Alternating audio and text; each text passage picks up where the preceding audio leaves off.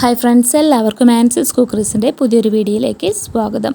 നമുക്ക് ഇന്നൊരു മന്തി ട്രൈ ചെയ്ത് നോക്കിയാലോ. ഞാൻ ഫസ്റ്റ് ടൈമാണ് കേട്ടോ മന്തി ട്രൈ ചെയ്ത് നോക്കുന്നത്.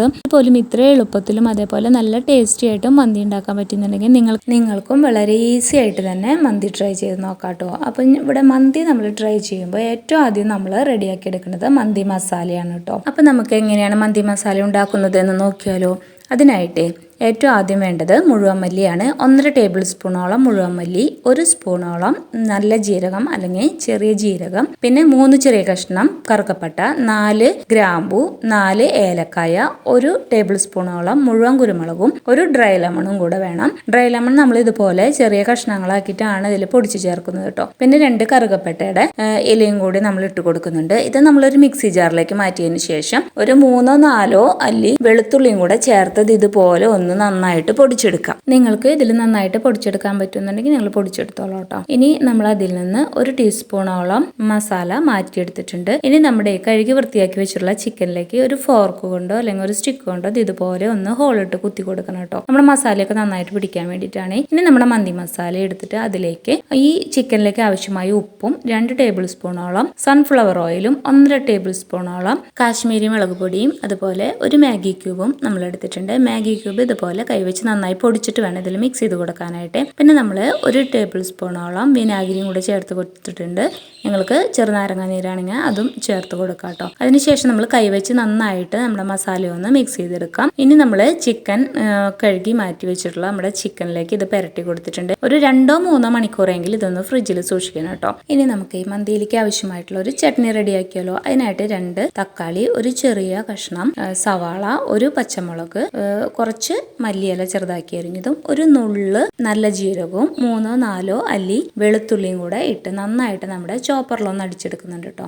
ചോപ്പറിൽ അല്ലെങ്കിൽ മിക്സി ജാറിൽ നമുക്കത് അടിച്ചെടുക്കാം. നല്ല ലൂസായിട്ട് വേണം നമുക്കതൊന്ന് തയ്യാറാക്കി എടുക്കാനായിട്ട്. ഇനി നമ്മൾ ഈ മസാല പുരട്ടി വെച്ചിട്ടുള്ള നമ്മുടെ ചിക്കൻ എടുക്കാം കേട്ടോ. ഇവിടെ ഞാൻ 3 മണിക്കൂറായിട്ടോ നമ്മുടെ ചിക്കനിൽ ഇതുപോലെ അരപ്പ് തേച്ച് ഫ്രിഡ്ജിൽ വെച്ചിട്ട്. ഇനി നമുക്കിതൊന്ന് ജസ്റ്റ് ഒന്ന് ഫ്രൈ ചെയ്തെടുക്കാം. അതിനായിട്ട് ഒരു പാൻ അടുപ്പത്ത് വെച്ച് സൺഫ്ലവർ ഓയിലാണ് കേട്ടോ നമ്മളിത് ഫ്രൈ ചെയ്തെടുക്കുന്നത്. ജസ്റ്റ് ഒന്ന് ഷാലോ ഫ്രൈ ചെയ്താൽ മതി.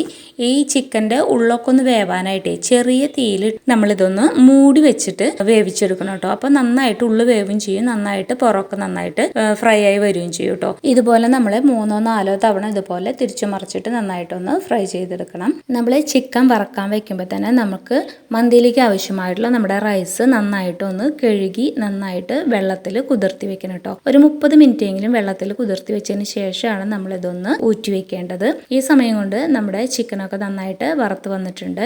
ഇനി നമ്മുടെ ഈ ചിക്കൻ വറുത്ത ഈ ഓയിലുണ്ടല്ലോ, അതിൽ നിന്ന് ആ ഓയിലും ആ ഗ്രേവിയും കൂടെ 1.5 ടേബിൾ സ്പൂണോളം ഞാനൊരു പാത്രത്തിലേക്ക് എടുത്ത് മാറ്റുന്നുണ്ട് കേട്ടോ.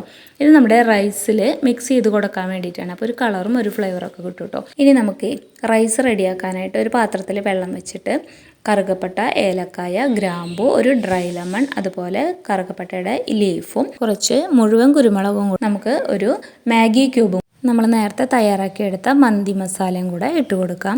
ഇതെല്ലാം ചേർത്ത് കൊടുത്തിട്ടുണ്ട്. ആവശ്യത്തിന് ഉപ്പും നമ്മുടെ സൺഫ്ലവർ ഓയിലും കൂടെ മിക്സ് ചെയ്ത് കൊടുത്തിട്ട് വെള്ളം നന്നായി തിളച്ച് വരുമ്പോൾ ഇതിലേക്ക് നമ്മളൊരു ഡ്രൈ ലെമണും കൂടെ ചേർത്ത് കൊടുക്കണം കേട്ടോ. ഇത് നന്നായിട്ട് തിളച്ച് വരുമ്പോൾ നമ്മൾ കഴുകി മാറ്റി വെച്ചിട്ടുള്ള നമ്മുടെ റൈസും കൂടെ ഇട്ട് കൊടുക്കാം. 80-85% മാത്രം വെന്താൽ മതി. ബാക്കി നമ്മൾ ഇതുപോലെ ദം ചെയ്യുമ്പോൾ വെന്തോളൂ കേട്ടോ.